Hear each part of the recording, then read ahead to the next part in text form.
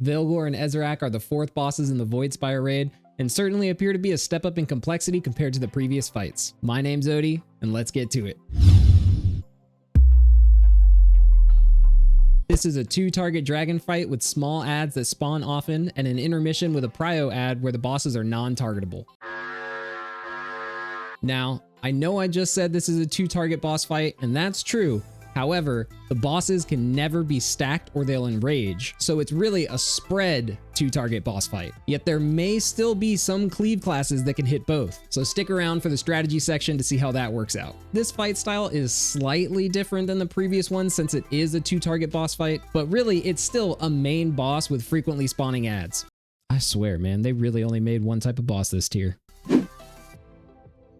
I'm not going to cover the tank hit here, but it is important to know that Blizzard decided to bring back the age-old dragon mechanic of tail swipes, and they happen after every tank hit, so make sure you're watching mechanic timers if you're going to pass behind the boss. Vaelgor casts Dread Breath, which is a frontal cone targeted at a non-tank player that will fear every one hit. You'll get an arrow above your head, and your screen will flash purple for 7 seconds, giving you time to move away from others. Once hit, you put your life in your healer's hands to dispel you quickly. Ezzorak's Void Howl is a 5-yard spread circle on all players that spawns an add when the cast finishes. The adds then chain single target bolts at players, but are fully CCable. Vaelgor will shoot a beam at the tank and then tether every player in the raid to that tank's location. All you have to do is move 10 yards away from where you were previously standing. Ezzorak does the final mechanic of P1 called Gloom, which is an orb targeted at the current tank and travels in a straight line to the edge of the room where it spawns a huge area denial circle. I mean, seriously, this thing is big. You must soak the orb while it's traveling to reduce the size of the area denial circle afterwards. On Heroic, 5 people should soak the orb and they'll get a debuff for 1 minute, stopping them from soaking again. There is technically one more mechanic that the raid needs to know about in P1, and it's what I was talking about at the start of the video. The bosses can never be stacked. If the bosses are within 15 yards of each other, or if their health ever diverges by more than 10%, they will gain a 100% damage buff. And if either one of them dies, the other one will gain a stacking 30% damage buff over time. So you can kill one dragon early, but it's unclear how long you'll be able to live until the other dragon starts one-shotting.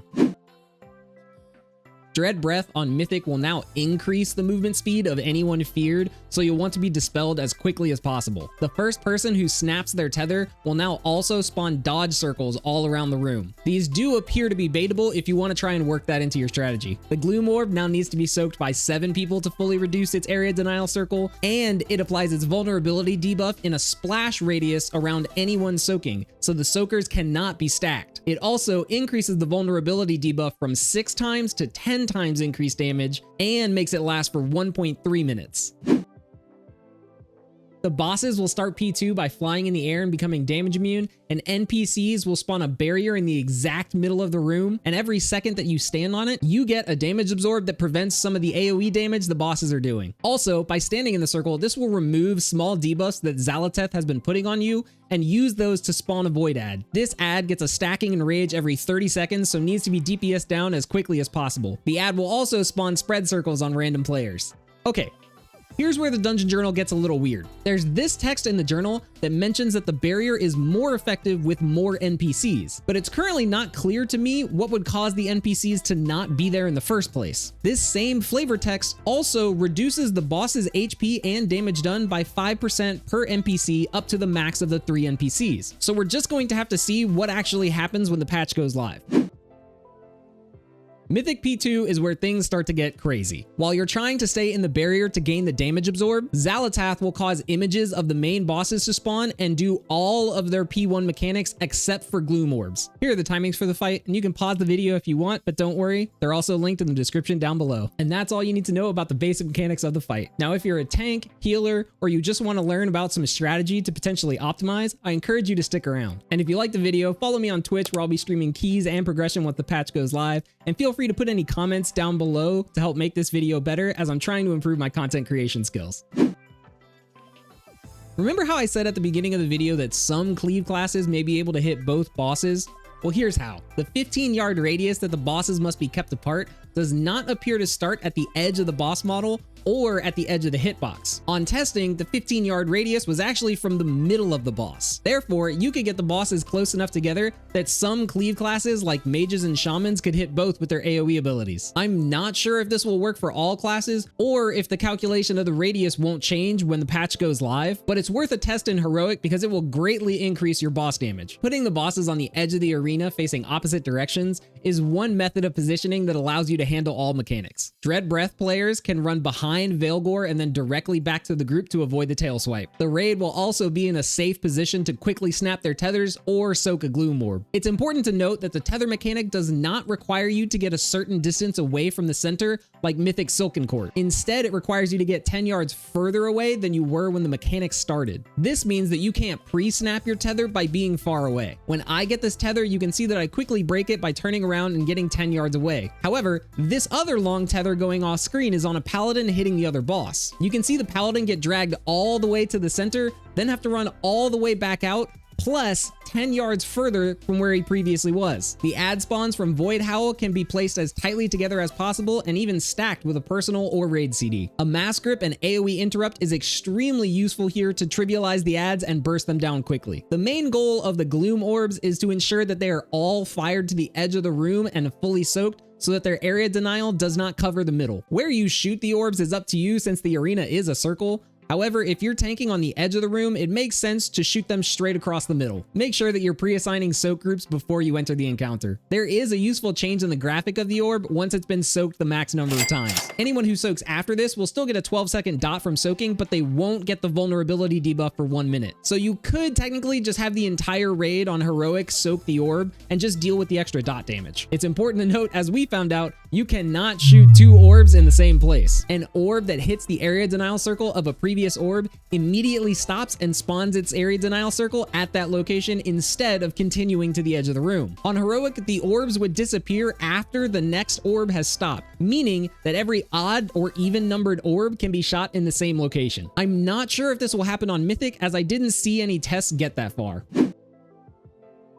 On Heroic, P2 is pretty simple. Just stack your raid in the dead center of the barrier and anyone who gets a spread circle can simply move to the edge. Mythic P2 is going to be extremely more difficult. I'm not going to try and give a specific strategy here, since who knows if the mechanics or the timing are going to change once the patch goes live. Just know you are likely going to have a 10 slide raid plan on just these 20 or 30 seconds of P2.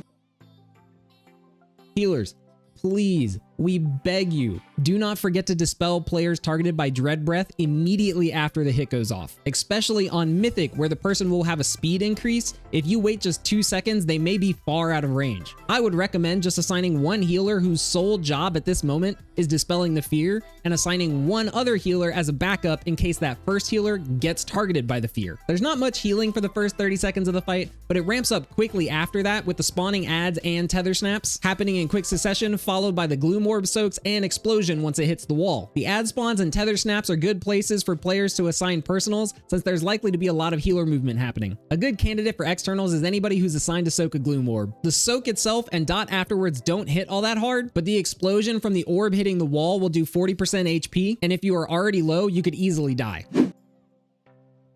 Vaelgor's Null Beam was covered in the mechanics section, but I focused more on what the raid needs to do with the tethers afterward, so let's get into what the tanks need to handle now. Null Beam is a channeled frontal at the tank that will push you back through the entire duration and spawn the center point of the tethers afterwards. The more hits you actually take of this beam, the weaker the pull of the tethers is on the raid. So there may be some interesting strategy around purposefully staying in the beam longer than you need to, just to help reduce movement of the raid afterwards. But I'm not going to speculate too much on what the optimal strat might be. Just know you can feel free to play around with it. Vaelgor's tank hit Veilwing will do both shadow and physical damage and knock you back. It will also give the boss a stacking buff, causing future melees to do extra shadow damage to you until you swap. And as I said earlier, immediately after the tank hit, the boss will do a tail swipe, so make sure the boss isn't facing directly away from the raid. Ezzorak's gloom ability was covered earlier, and your main job is to aim wherever it's going, indicated by this blue beam. Ezzorak's tank hit is Rackfang. It also does physical and shadow damage like Veilwing, but it does not knock you back. Rackfang will buff Ezzorak so that future melees will put a heal absorb on the tank until you swap. And just like Veilwing, there will be a tail swipe immediately after. As I said earlier, I think it's going to be important to try to position the bosses as close as possible together